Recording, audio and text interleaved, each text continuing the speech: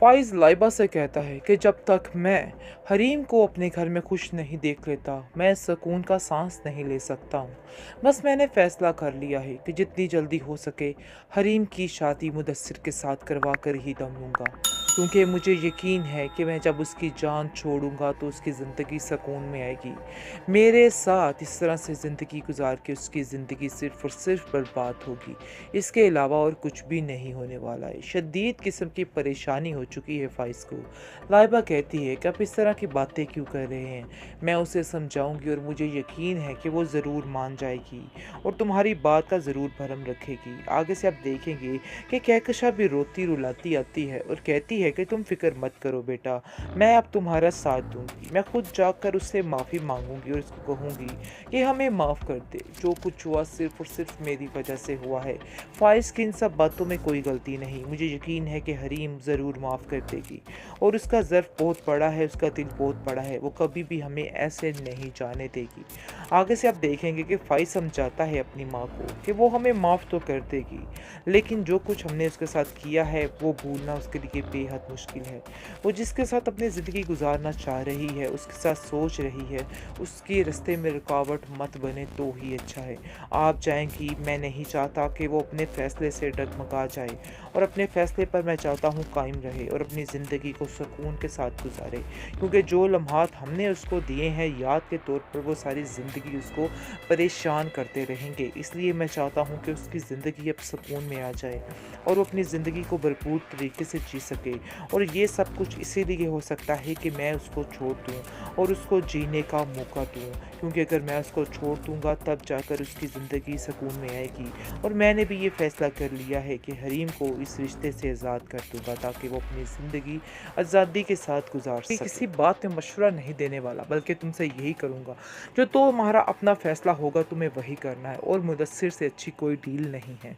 बेहतर यही है कि तुम्हें उसको ही सिलेक्ट करना चाहिए। उन जैसे लोगों में तुम्हारा वापस जाना सरासर बेवकूफ़ी है, इसके अलावा और कुछ नहीं है। क्योंकि मुदस्सिर की माँ का कितनी दफ़ा फ़ोन आ चुका है और बार बार वो इस बात के लिए इसरार कर रहे हैं और हमें कह रहे हैं, लेकिन फिर हम फ़ाइज़ की इस हरकत की वजह से चुप हो जाते हैं, क्योंकि फ़ाइज़ हमें कोई टांग पकड़ा ही नहीं रहा, जिसकी वजह से काफ़ी ज़्यादा टेंशन हो रही है। हरीम कहती है वो मसला नहीं है, अब साफ मैंने कह दिया है और साफ मामला ख़त्म हो जाएगा। इस वजह से परेशान होने की ज़रूरत नहीं है, लेकिन मैं चाहती हूँ कि मैं एक मजबूत फैसला करूँ ताकि मुझे कल को कोई परेशानी ना उठानी पड़े। इस पर उसका बाप कहता है तो वो तुमसे अच्छा खुद से, यानी कि जो फ़ैसला करोगी वो कोई नहीं कर सकता है, इसलिए बेहतर यही है कि तुम जो फ़ैसला करना चाहती हो अपने लिए खुद करो, वो बिल्कुल ठीक रहेगा। लेकिन मैं तुम्हें इतना मशवरा दूंगा कि तुम्हें अब उन लोगों में वापस नहीं जाना चाहिए, उन लोगों से जहाँ से तुम वापस का रास्ता बिल्कुल ख़त्म कर दो। आगे से हरीम कहती है कि मेरा भी यही ख्याल है और हम सब का भी वैसे यही ख्याल है कि ऐसा ही होना चाहिए, क्योंकि ये जो बेतबारी की सज़ा थी वो फ़ाइज़ को मिलकर रहनी चाहिए और इसको अंदाज़ा होना चाहिए कि ऐसा नहीं करना है, क्योंकि जो गलती उसने की है कल को फिर अगर कोई इसको कहेगा तो वो दोबारा वही गलती करेगा। अब कहकशा को भी इस चीज़ का अंदाज़ा होना चाहिए, उसने जो कुछ किया है अपने घर को तबाह किया, अपने घर को आग लगाई, अब उस चीज़ का उसको मुआवजा देना पड़ेगा और उसको ये चीज़ भुगतनी पड़ेगी। जब वो अपने बेटे को बार बार रोता हुआ देखेगी उसको जाके फिर एहसास होगा कि उसने बहुत गलत किया है। अभी इन बातों का एहसास उसके लिए बेहद मुश्किल है और वो नहीं कर सकती इस चीज़ का एहसास, इसलिए ये सब कुछ होना बेहद ज़रूरी है और उसको ऐसा ही करना चाहिए। इसलिए हरीम को हार मान लेनी चाहिए और बल्कि कह देना चाहिए साफ साफ, जी अब मैं आप लोगों के साथ कोई रिश्ता नहीं रखती। जी ऐसा लग रहा है कि जैसे हरीम डगमगा गई है, क्योंकि उसकी खामोशी ये बता रही है कि वो नहीं छोड़ना चाह रही है फ़ाइज़ को, क्योंकि लाइबा ने उसको बड़े ही अच्छे तरीके से हैंडल किया है और उसको बताया है कि फ़ाइज़ भाई की जगह कोई भी होता तो ऐसा ही करता। आप उसके साथ ये ज़्यादती ना करें, वो सारी ज़िंदगी अपने आप को माफ़ नहीं कर पाएगा। वो कह तो रही है फ़ाइज़ से कि वो उसे छोड़ दे, लेकिन दिल में अभी तक फ़ाइज़ की यादें छुपाई बैठी है और इसके अलावा कोई भी उसके ज़हन में में नहीं आ पा रहा है। इस चीज़ की समझ मुदस्सिर को आ रही है।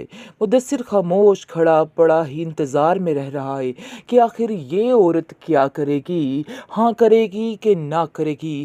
खैर ये स्टोरी असल तो तभी पता चलेगी कि जब ये हम देखेंगे, लेकिन हम अंदाज़ा तो लगा सकते हैं हरीम को वैसे ऐसे करना नहीं चाहिए, उसे मुदस्सिर के साथ ही शादी करनी चाहिए। तो व्यूअर्स आपको क्या लगता है कि इसको क्या करना चाहिए, इसके पास कौन सा ऑप्शन सबसे बेस्ट है, आप ही बताइए कमेंट सेक्शन में। इसके अलावा आपका रिव्यू देते चले। रिव्यू हमारा ये है कि ये मुदस्सिर से कहेगी कि कुछ नहीं, आप जैसा जो बेहतर समझ रहे हैं वैसा ही करूँगी, लेकिन मुदस्सिर जो है उसको समझ आ रही है कि ये औरत अपने दिल से फ़ाइज़ को नहीं निकाल पाएगी। इस चीज़ का अंदाज़ा उसको बखूबी हो रहा है, जिसकी वजह से वो बेहद परेशान है और कहता है अपनी माँ से कि शायद मुझे ऐसा लगता है मेरी ज़िंदगी में अंधेरे ही अंधेरे हैं, इसके अलावा कुछ नहीं है, क्योंकि मुझे नहीं लगता कि ये औरत जो है मेरे साथ निभा कर सकती है। उसके दिल में फ़ाइज़ की यादों के अलावा और कुछ भी नहीं है। अब जाकर इस चीज़ का अंदाज़ा हो रहा है, क्योंकि अब उसको पता चल रहा है कि वाक़ई में वो फ़ाइज़ के बगैर नहीं रह सकती है। बहुत ही परेशान है, बहुत ही उदास रहने लग जाती है। उसका बाप उससे इस बात का सबब भी पूछेगा और कहेगा कि बेटा आखिर तुम क्या चाहती हो, तुम्हारी मर्ज़ी क्या है? जिसको वो कहती है कि मेरे ऊपर बहुत से एहसानात हैं मुदस्सिर सर के, और मैं कभी भी इस चीज़ को नहीं भूल सकती हूँ। अगर उसकी माँ ने मेरे से ये थोड़ी-सी इल्तिजा कर दी है, तो मैं इस पर पूरा उतरना चाहती हूँ और बताना चाहती हूँ कि मैं बिल्कुल भी बेहिस नहीं हूँ, हम एहसान फरामोश नहीं हैं।